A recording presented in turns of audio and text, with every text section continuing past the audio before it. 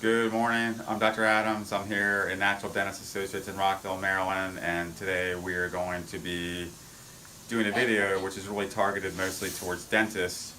We have a brand new, or not so brand new anymore, it's actually been approved through the FDA for a year, the Zeramex P6 implant, which the thing that I really love about this implant is that it actually has all the conveniences of a titanium implant company, the titanium implants, and it's of course metal-free zirconia, which is two-colored, and a lot of patients like it because it's non-metallic.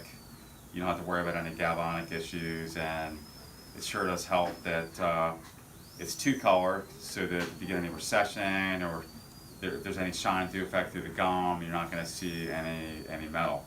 So today, basically, what I'm going to be doing as best I can is I'm going to be showing other dentists out there how you can place this P6 implant.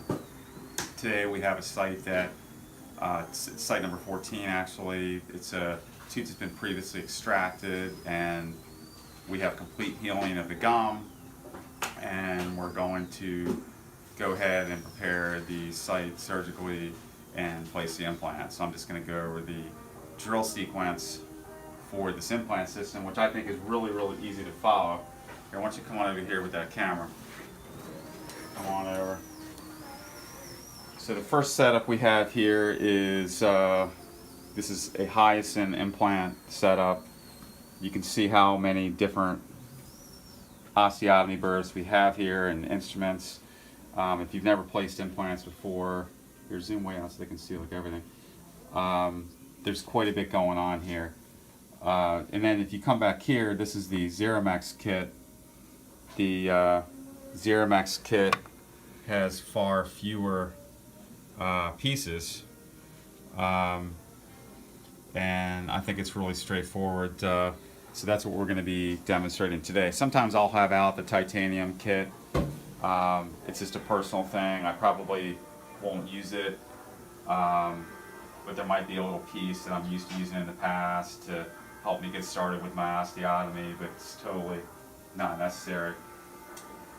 Okay, so go ahead and turn that. Okay, so here we're looking in the patient's mouth. This is our number 14 edentulous site, and the first thing I do is evaluate whether we're going to have to use a flap or not. And the patient is already numb, so what I do is I go in here and I take my probe and I just kind of push in here and see if I feel anything hard, which obviously that's going to be bone.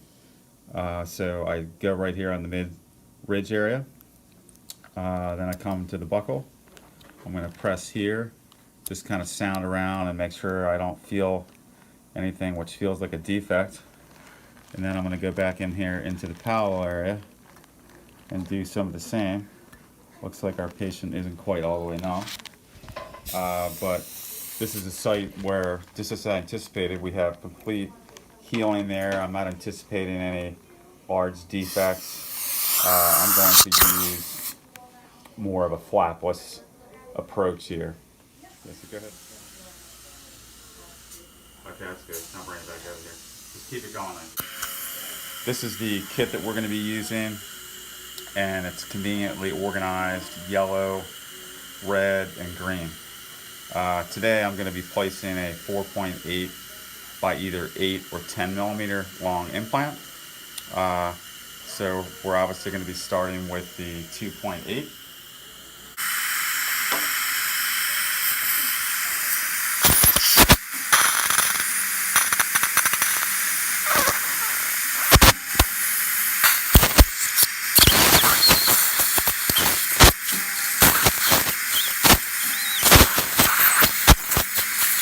I'm really careful to make sure this goes in the right direction. Sometimes you'll have to carefully clean the osteotomy handpiece the way you want to go. I'm very impressed here with the quality of the bone. You want to be real. Now I'm going to be going to the red and push the next burr up to 3.5. Okay. The other thing that I'm going to tell you as a dentist that the pharmaceutical companies may not tell you is I will modify their protocol. I'm going to use the 3.5 here. I'm noticing that the bone is reasonably hard, but it's not hard as concrete or anything. When I go to put the implant in, I want to get good stability. So for example, I might, if the bone is a little bit on the softer side, I may only go to red, and I may not drill all the way up to green at 4.2. So you have to really be paying attention. You don't want to over prepare the site and then have an implant that wobbles around. Really important detail there.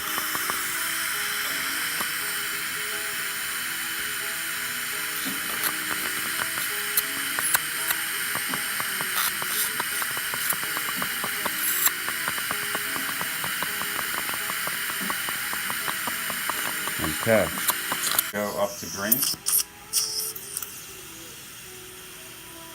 So this is the 4.2.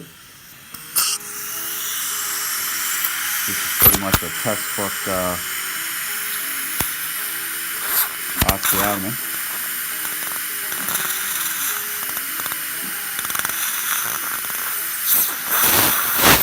Notice how there's a little bit of play here when I wiggle. What that means is that some of the bone here by the the top of the ridge is not super hard. There's one other burr in this kit, osteotomy burr, which is the crestal burr. This is going to create the room necessary for the platform of the implant in the coronal area. I'm not going to use this because if I were to use this right now, this burr right here, I would likely over prepare my osteotomy.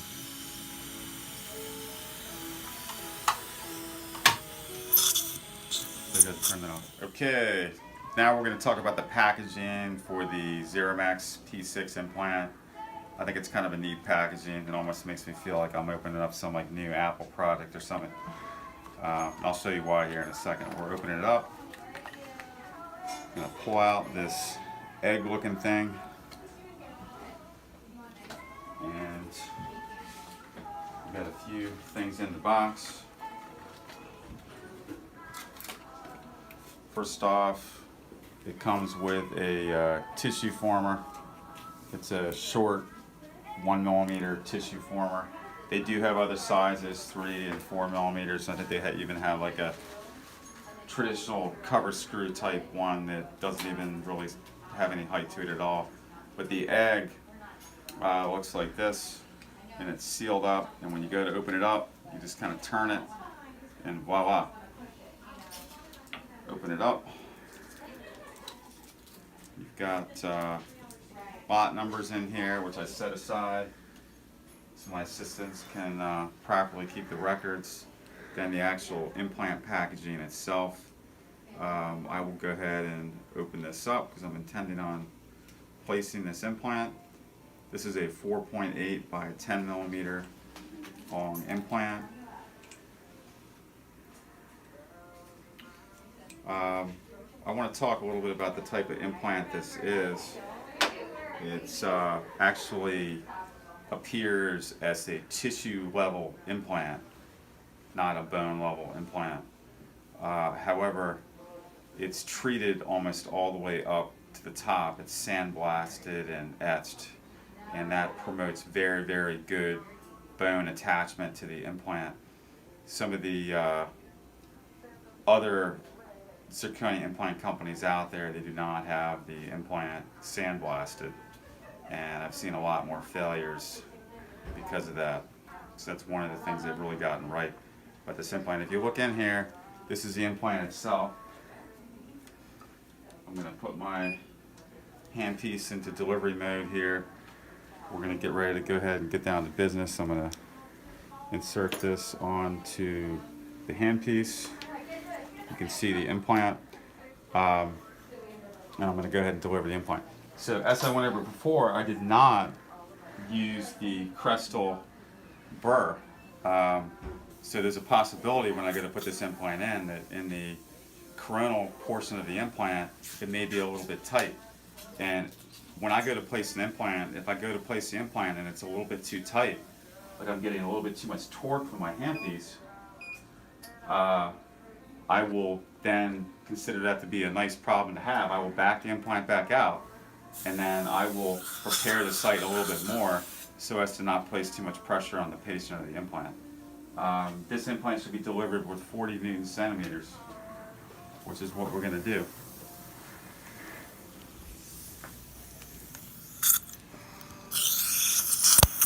Good.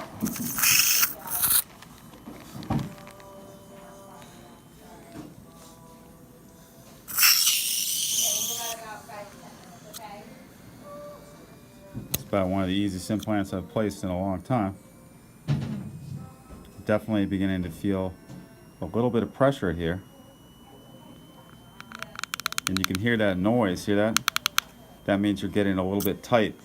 Sometimes what I will do is I will just back off for a moment and just give that tissue a minute to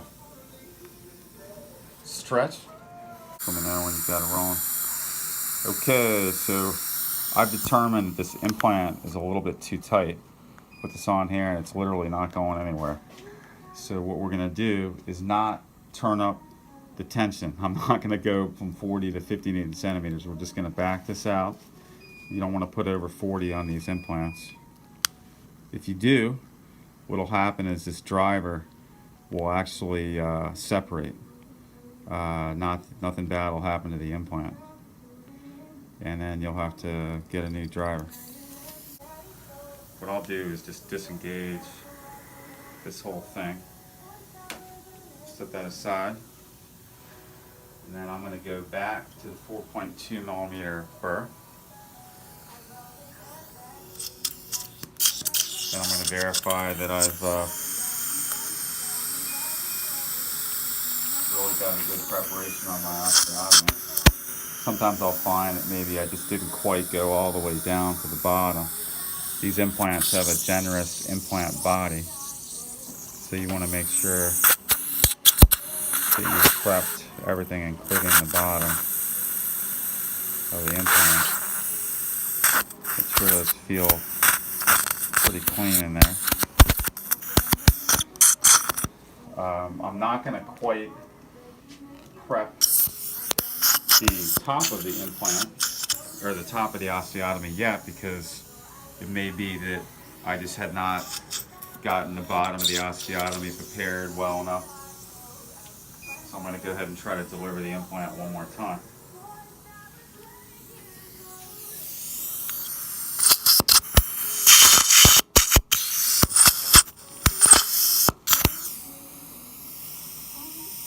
Okay, so I've got the implant back on the handpiece.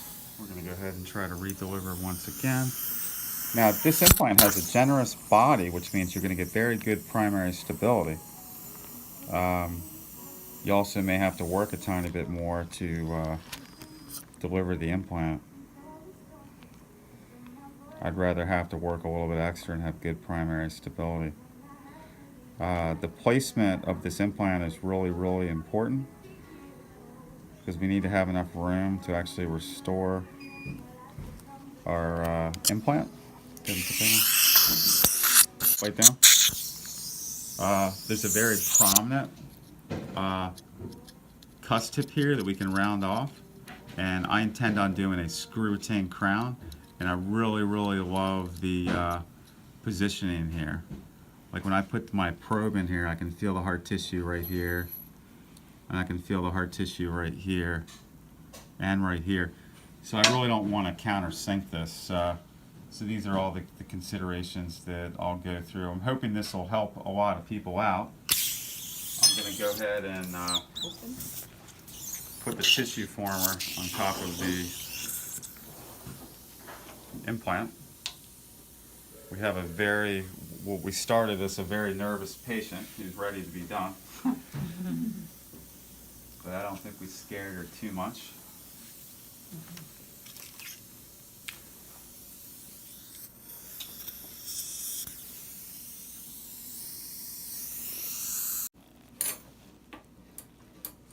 There we go. Voila. It's good. Lift your chin up a little bit, okay? So good. Just take some